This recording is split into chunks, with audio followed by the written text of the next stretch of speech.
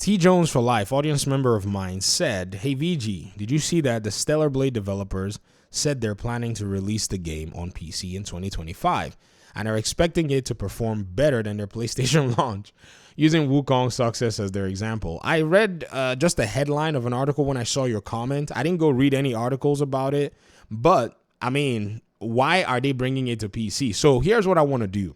Instead of sitting here and talking about, oh, Stellar Blade is coming to PC, it's so exciting, I want to now ask some much more deeper questions. Why are y'all bringing the game to PC? Why don't y'all just keep it exclusive? Isn't it a Sony published game?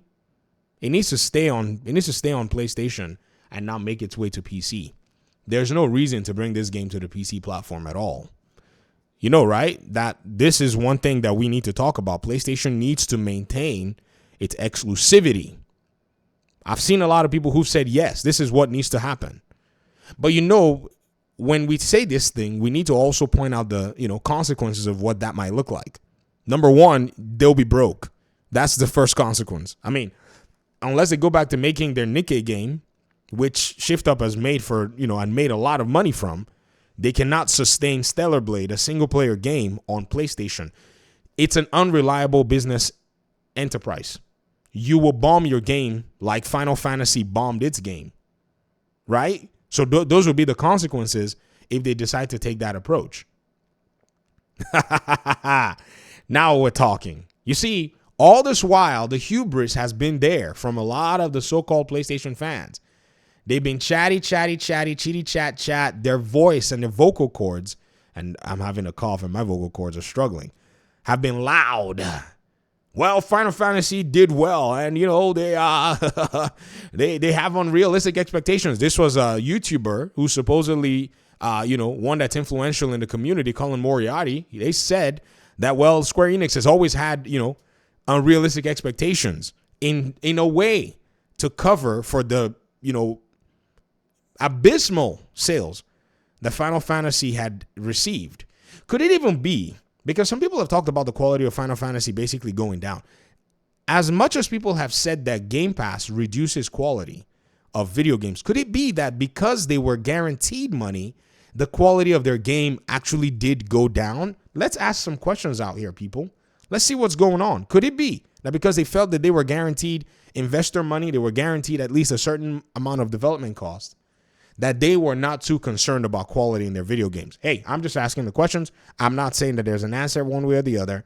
If we look at this post by, Xtasis1, Square Enix's shares plummeted more than 10% on Monday, November 11th, losing hundreds of millions of dollars in market capitalization. This follows a mixed financial report from the company that shows worrying numbers. I thought people said that Square Enix was fine. Somebody told me yesterday when I made my video on the thumbnail, I put it, we're struggling. Somebody said Square Enix has not said they're struggling. Okay. Investors think they are. Do they have to say it? Investors are very intuitive. Square Enix has seen a decline in operating profit since 2022. While the last half year showed a profit of $136 million, up 22% year on year. The third quarter saw a decline of 27%. That is a big decline in profits. That literally basically eats up the previous year's profits. Square Enix lost approximately $350 million in market capitalization in November. This happened last year too. They lost some market cap as well when they came out with their whole Final Fantasy thing, saying, well, not Final Fantasy, when they came out and said, some of our games didn't sell well.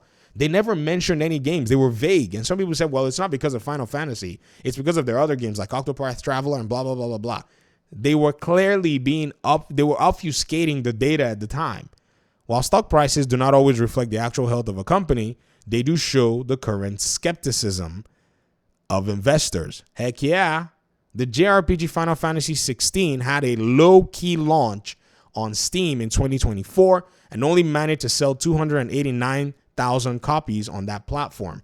The lack of sales update in the latest report raises questions about its performance. Square Enix has announced a strategic shift towards multi-platform releases, moving away from PlayStation exclusivity. The company is looking to revive its declining sales with this move. Ladies and gentlemen, why in the world is Shift Up even bothered bringing its game to PC? They need to keep it on PlayStation as an exclusive. They need to stop. Death Stranding should have stayed on PlayStation as an exclusive. It should not have come to PC. It should not have even bothered coming to Xbox. What in the world is going on here? Why are these companies losing their identity? See, I am in the mood to clown the silliness and stupidity that has come out of the mouth of some of our fellow gamers here.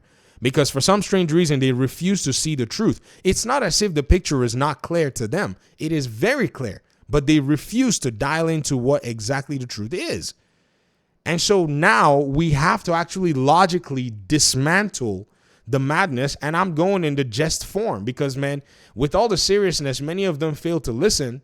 So I think we need to probably use the other measure, which is comedy. Because if you don't do it both ways, they'll find a way to finagle their way out of it. Did y'all not say that 1 million copies for Shift Up was enough? Yet here, Final Fantasy's own publisher has sold more copies of Final Fantasy than Shift Up's, Stellar Blade. And the only thing y'all can come out and say is, well, it's a new studio. See, all the excuses that are given, I think many of them are lies and dishonesty. PlayStation's pillar of third-party exclusivity is a dying trend. It has to be a dying trend, seeing that there are many games in the market, especially on PC. It's the one thing that a lot of people have not necessarily dialed into. The Steam game releases for 2024 alone have already climbed, and we're now at 16,187 games. Go watch my last video. This number was under 16,100 the last time I pointed to it. But here we are now. That number has climbed again because daily we get these releases.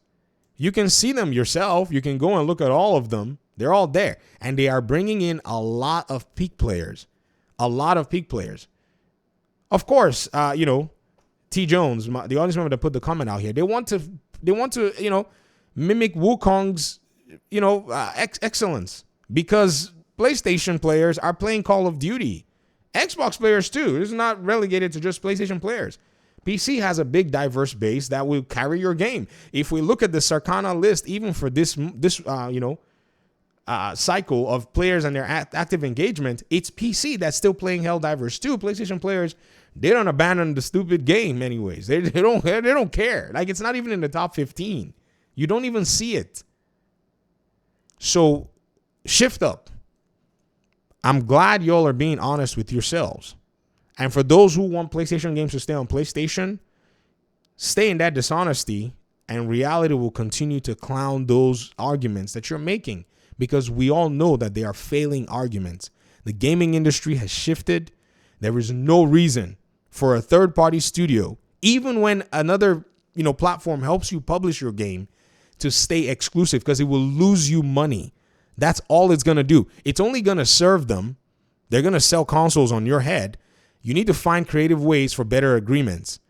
Even Kojima himself, being a veteran in the industry, I think with his Death Stranding game, maybe he must have been in a position where, he had no other choice. He thought he had no options.